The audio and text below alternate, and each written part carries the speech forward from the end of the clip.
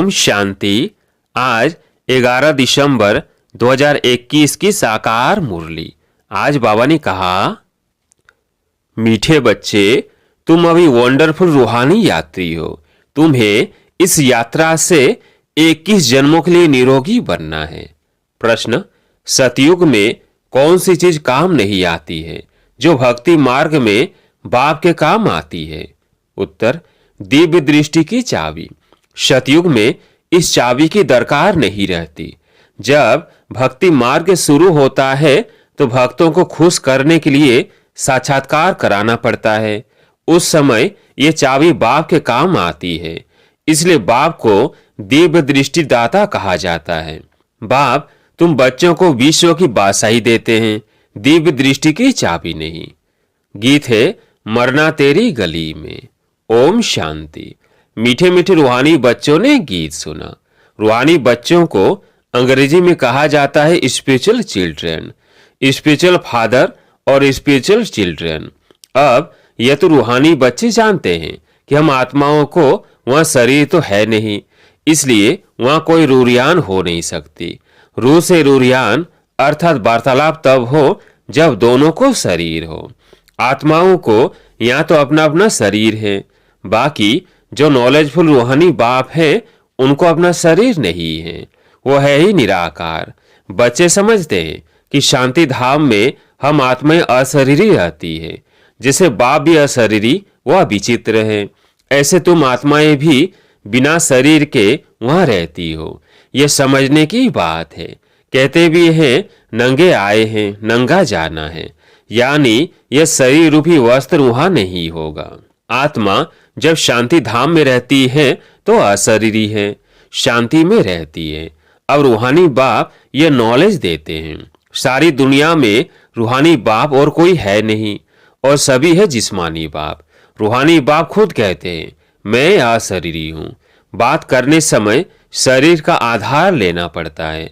पर शास्त्रों में अक्षर है कि प्रकृति का आधार लेना पड़ता है, परंतु बाप समझाते हैं प्रकृति का तो शरीर बना हुआ है, मैं साधारण शरीर का आधार लेता हूँ। रूहानी बाप को रूहानी सर्जन कहा जाता है, क्योंकि याद व योग सिखलाते हैं जिससे हमारी आत्मा एवर निरोगी बन जाती है। 21 जन्म कभी रोगी नहीं बनते। फिर जब माया का राज्य होता है तब रोगी बन जाते हैं। बाप आकर हमको 21 जन्मों के लिए निरोगी बनाते हैं। बाप को यात्रा सिखलाने वाला पंडा भी कहा जाता है। हम वंडरफुल रूहानी यात्री हैं। इस रूहानी यात्रा को और कोई मनुष्य मात्र दुनिया में नहीं जानते हैं।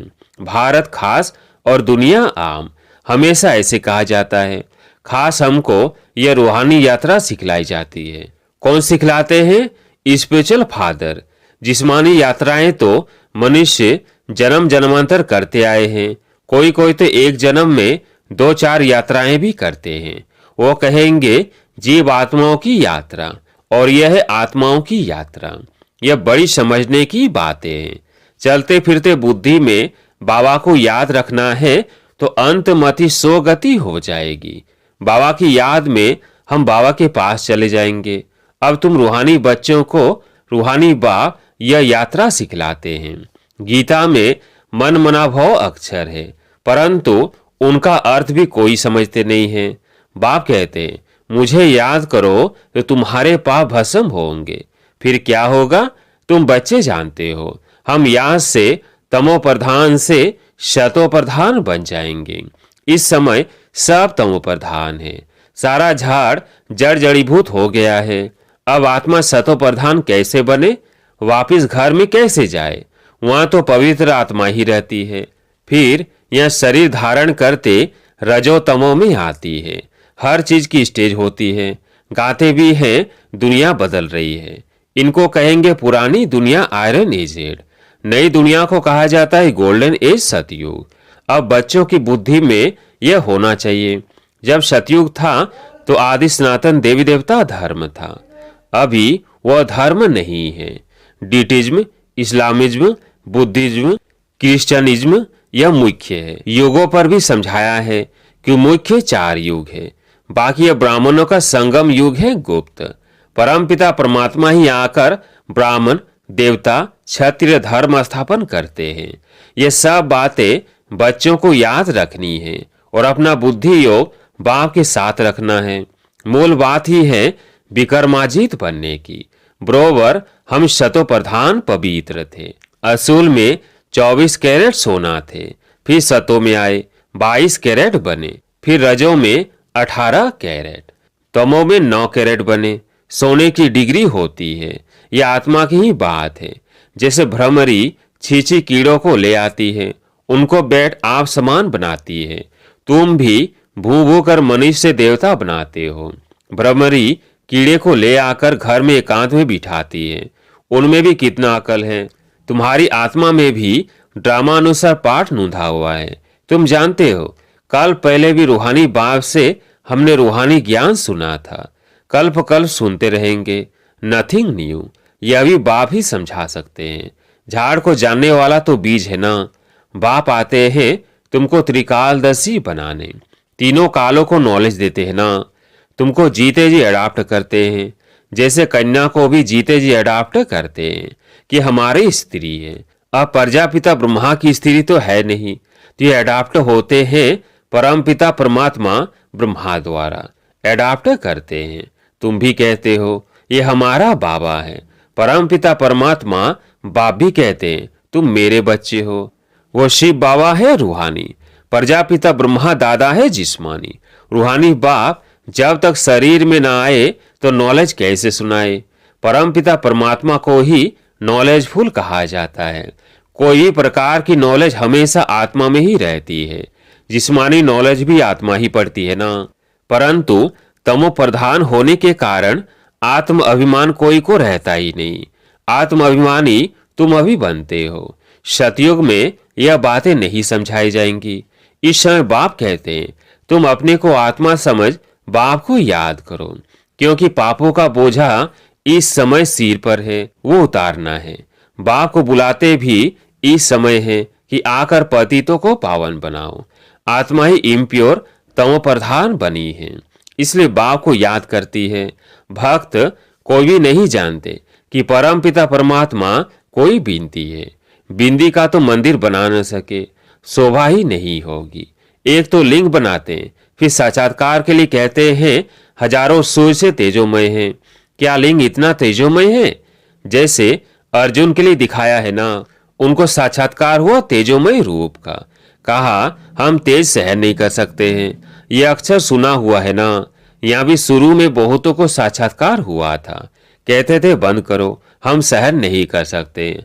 आंखें लाल हो जाती थी। वो समझते हैं हमने परमात्मा का साक्षात्कार किया। किसने कराया? कृष्ण ने तो नहीं कराया, शिव बाबा ने ही साक्षात्कार कराया। उनको दिव्य दृष्टि दाता कहा जाता है। बाप कहते हैं चाबी मैं तुम बच्चों को नहीं दे सकता हूं, यह चीज मुझे ही भक्ति मार्ग में काम आती है। सतयुग में इसकी दरकार नहीं रहती है। तुम पुजारी से पूज्य बन जाते हो। बाप कहते हैं मैं तुमको विश्व का राज्य भाग्य देकर अपने परम धाम में जाकर बैठ जाता हूं। मैं पूज्य पुजारी नहीं बनता हूं। तुम बच्चे अभी सेंसिबल बने हो। चलन से भी समझा जाता है कि यह कितना मीठा है। इनको धारणा बहुत अच्छी होती है। कितने टॉपिक से बनाते हैं। बाबा जो टॉपिक सुनाते हैं वो नोट रखने चाहिए। आज यात्रा पर समझाएंगे। यात्रा 2 प्रकार की होती है। यह नंबर 1 टॉपिक। मनुष्य सब जिस्मानी यात्रा कराते हैं भक्ति मार्ग में। ज्ञान मार्ग में जिस्मानी यात्रा होती नहीं, तुम्हारी है रूहानी यात्रा। बाप समझाते हैं तमो प्रधान से सतो प्रधान तुम इस यात्रा से बनेंगे। आत्मा पवित्र बनने के बिना घर जा नहीं सकती है। सब आत्माएं यहीं आती रहती है, जाते कोई भी नहीं। गवर्नमेंट को भी तुम समझा सकते हो। सतयुग में जब देवी देवताओं का राज्य था तो एक बच्चा एक बच्ची होते थे, सो भी योग बल से। अब ख्याल करो सतयुग में कितने थोड़े मनुष्य होंगे और संपूर्ण निर्विकारी लक्ष्मी नारायण की गद्दी चली है, तो जरूर बच्चा भी होगा। हम जब योग बल से विश्व के मालिक बनते हैं तो क्या योग बल से बच्चा नहीं पैदा कर सकते? यह ड्रामा में नूंद है। पवित्र होने के कारण साक्षात्कार होता है कि बच्चा होने वाला है। वो खुशी रहती है, विकार की कोई बात नहीं। तुमसे पूछते हैं बच्चे कैसे पैदा होंगे? बोलो, पपीते का झाड़ मेल फीमेल एक दो के बाजू में होने से फल पैदा होता है। अगर दोनों एक दो के बाजू में नहीं होंगे तो फल नहीं होगा। वंडर है ना? तो वहां क्यों नहीं योग बल से बच्चा हो सकता है? मोरडेल का भी मिसाल है। उनको कहा जाता है नेशनल वर्ड। प्रेम के आंसू से गर्व हो जाता है। यह विकार नहीं हुआ ना? यह भारत शिवालय था, शिव बाबा ने बनाया था। अब रावण ने वैशालय बनाया है, यह भी किसको पता नहीं है। शिव जयंती तो मनाते हैं, रावण जयंती कहाँ है? रावण का तो किसको भी पता नहीं है। उनको बनाकर फिर दशहरे के दिन मार डालते हैं। तुम बच्चे जानते हो, रावण 5 विकारों को इन पटाखों आदि से नहीं जलाना है। योग बल से उन पर विजय पानी है, जो योग बाबा ही आकर सिखलाते हैं। कहते हैं योगी भव, होली भव। गीता में फिर अक्षर है मन मना भव। मुझे याद करो। इस यात्रा से ही तुम शांति धाम में चले जाएंगे, फिर अमर लोक में आ जाएंगे। मनुष्य यात्रा पर जाते हैं तो पवित्र रहते हैं। काशी में जाने वाले पवित्र रहते हैं, परंतु काशी में रहने वाले कोई पवित्र नहीं रहते। यह रावण राज्य में है पतितों का व्यवहार पतितों से, वह है ही पावन का व्यवहार पावन से। फिर भी नीचे तो उतरना ही है। बाबा ने समझाया है, आधा कल्प है दिन और आधा कल्प है रात। यह भी ब्राह्मणों की बात है। ब्राह्मण ही फिर देवता बनते हैं। नई दुनिया में लक्ष्मी नारायण कहाँ से आए? कोई लड़ाई तो नहीं की। महाभारत लड़ाई दिखाते हैं, फिर उनकी रिजल्ट तो कुछ भी दिखाते नहीं हैं। कहते हैं 5 पांडव थे। तुम कितने पांडव हो? तुम हो रूहानी पंडे। जानते हो अब सबको वापिस जाना है। बाबा आते ही सबको ले जाने। वह सुप्रीम पंडा अथवा गाइड लिबरेटर माया से मुक्त कर साथ ले जाते हैं। साथ में ले जाने वाला गाइड तो जरूर चाहिए। यह बातें बुद्धि में अच्छी रीति याद रहनी चाहिए। वह शास्त्र तो छपे हुए होते हैं, कोई भी जाकर पढ़ सकते हैं। यह ज्ञान तो बाप ही देते हैं, फिर शास्त्र पढ़ने की बात ही नहीं। बाप से सुनकर धारणा करनी है। नंबर 1 है याद की यात्रा, उनसे ही पवित्र बनेंगे। हिस्ट्री ज्योग्राफी तो कोई भी समझा ना सके। यात्रा में बहुत कच्चे हैं, याद में ही विघन पड़ेंगे। नॉलेज तो बहुत सहज है। बाप समझाते हैं यह ड्रामा का चक्र है। उनके 4 भाग है इक्वल। लाखों वर्ष आयु होती तो मनुष्य कितने बढ़ जाते। गवर्नमेंट भी कितना कहेगी कि बर्थ न हो। यह तो बाप का काम है। वो सब तो जिस्मानी युक्तियां निकालते रहते हैं। बाबा की है यह रूहानी युक्ति। बाप कहते हैं मैं आता ही हूं अनेक धर्मों का विनाश कर एक धर्म की स्थापना करने। एक मत सतयुग में ही होगा, यह थोड़ी हो सकता है। अपने को भाई भाई कोई समझते ही नहीं। बाप बच्चों को बहुत युक्तियां समझाते रहते हैं। अपने पास टॉपिक्स की लिस्ट रखनी चाहिए। एक एक टॉपिक बहुत फर्स्ट क्लास है। बाबा कहते हैं तुम बच्चों को जास्ती टांटा नहीं करनी है, सिर्फ कहना है। शिव बाबा कहते हैं सब आत्माओं का बाप मैं परम आत्मा हूँ। मुझे ही भगवान कहा जाता है। कोई मनुष्य को भगवान नहीं कह सकते। रूहानी यात्रा और जिस्मानी यात्रा की टॉपिक बहुत अच्छी है। जिस्मानी यात्रा मृत्यु लोक में होती है, यह है मृत्यु लोक और वह है अमर लोक। तुम बच्चे कल्प कल्प बाप के साथ मददगार बनते हो, इसलिए तुम हो रूहानी स्वीट चिल्ड्रन। अच्छा, मीठे मीठे सिकिलधे बच्चों प्रति माता पिता बाप दादा का याद प्यार और गुड मॉर्निंग। रूहानी बाप की रूहानी बच्चों को नमस्ते। हम रूहानी बच्चों की रूहानी बाप दादा को याद प्यार गुड मॉर्निंग नमस्ते नमस्ते। धारणा के लिए मुख्य सार। पहला पॉइंट, खुद सेंसिबल बनकर दूसरों को भी बनाना है। अपनी चलन बहुत रॉयल और मीठी रखनी है। दूसरा पॉइंट, रूहानी यात्रा पर तत्पर रहना है। अपने पास अच्छी टॉपिक से नोट रखनी है। एक एक टॉपिक पर विचार सागर मंथन करना है। आज प्यारे मीठे बाबा का वरदान, अंत स्वरूप में स्थित रह अपने व बाप के गुप्त रूप को प्रत्यक्ष करने वाले सच्चे स्नेही भव। अंत स्वरूप में स्थित रह अपने व बाप के गुप्त रूप को प्रत्यक्ष करने वाले सच्चे स्नेही भव। जो बच्चे सदा अंतर की स्थिति में अथवा अंतर स्वरूप में स्थित रह अंतर्मुखी रहते हैं। वे कभी किसी बात में लिप्त नहीं हो सकते। पुरानी दुनिया संबंध, संपत्ति, पदार्थ जो अल्पकाल और दिखावा मात्र है, उनसे धोखा नहीं खा सकते।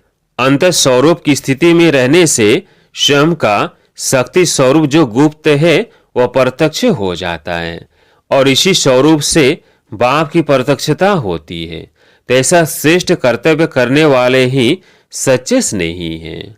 स्लोगन: निश्चय और जन्मसिद्ध अधिकार की शान में रहो तो परेशान नहीं होंगे। निश्चय और जन्मसिद्ध अधिकार की शान में रहो तो परेशान नहीं होंगे। अच्छा, ओम शांति।